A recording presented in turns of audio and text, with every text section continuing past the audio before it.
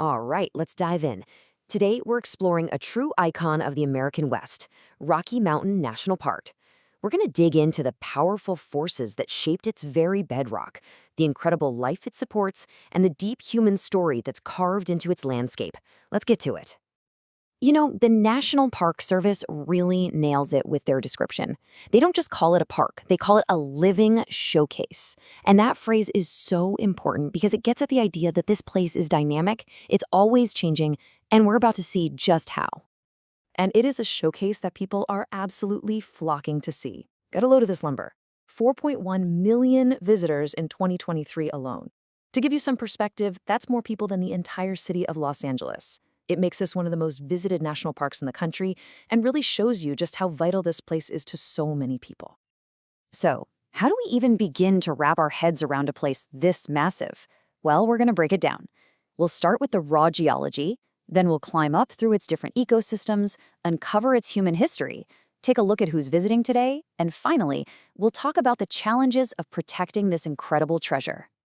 Okay, first up, the land of extremes. The whole story of this park really begins with its wild geology and the immense forces that sculpted it into the landscape we see today. At the very heart of the park, you have the Continental Divide. Just think of it like the ultimate spine of the continent. If a single drop of rain falls on one side of a peak, it starts a long journey to the Pacific Ocean. But a raindrop that lands just a few inches over on the other side, that one's headed all the way to the Atlantic. This isn't just some line on a map. It's a huge climate maker. And you can see its impact so clearly. The east side of the park, the side near Estes Park, tends to be drier, windier, but you cross over that divide to the west, and it is a totally different world. It's wetter, you've got these incredibly lush forests. It's really like having two completely different parks packed into one. The scale here is it's hard to even describe. We're talking an elevation change of over 6,000 vertical feet, with the mighty Longs Peak as its crown.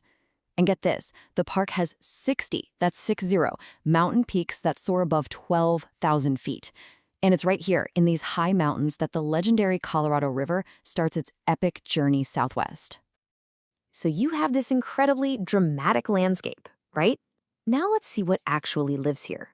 This wild change in elevation creates not just one world, but four distinct worlds, kind of stacked on top of each other, and each one has its own unique community of life. So let's imagine we're hiking up. We'd start in the montane zone, with its sunny meadows and big ponderosa pines. That's where you're going to see elk and deer.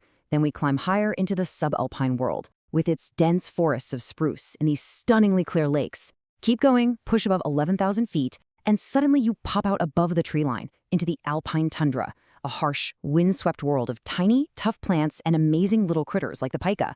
And weaving through all three zones is the riparian, that ribbon of green that's the lifeblood along all the rivers and lakes. And this brings us to something really important.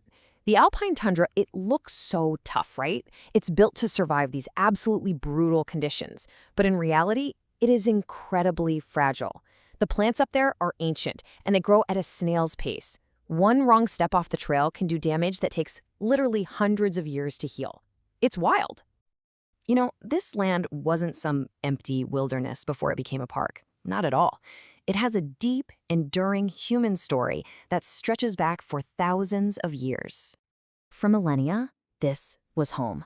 The Ute people were primarily on the western side, and the Arapaho on the east. But then, the 1858 gold rush changed everything.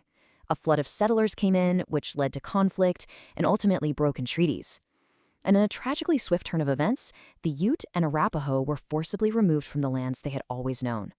Then, just about 35 years after that removal, this land was designated a national park.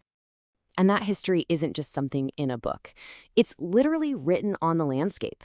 When visitors today drive the famous Trail Ridge Road, they're actually following ancient routes that were first established by indigenous peoples. Their legacy as the original stewards is a living, breathing part of the park's story. So that brings us to today. Who are these 4 million people coming to the park every year? And what are they looking for when they get here? The data actually gives us a really fascinating picture. The numbers are super clear on this one. This is a family place. A massive 76% of visitors come with their family. This isn't primarily a park for hardcore solo adventurers. It's a place where people come to make memories together. And those memories really do span the generations. I mean, sure, the biggest group is folks in their middle years, but look at the numbers on either side. 20% are kids and teens, and another 13% are over 65. It's a place for everyone, from grandkids to grandparents. So what is everybody coming to do? Well, it's pretty simple. It's all about the natural wonder. A staggering 93% of people list just viewing the scenery as a top activity. Right behind that is driving the iconic Trail Ridge Road and, of course, trying to spot some wildlife. People come here just to see it, to be in it. And that desire to just witness nature leads us to our final and maybe our most important part of the story. What do people value most about this place? And what are the threats that are putting those very values at risk? The data here is just incredibly powerful.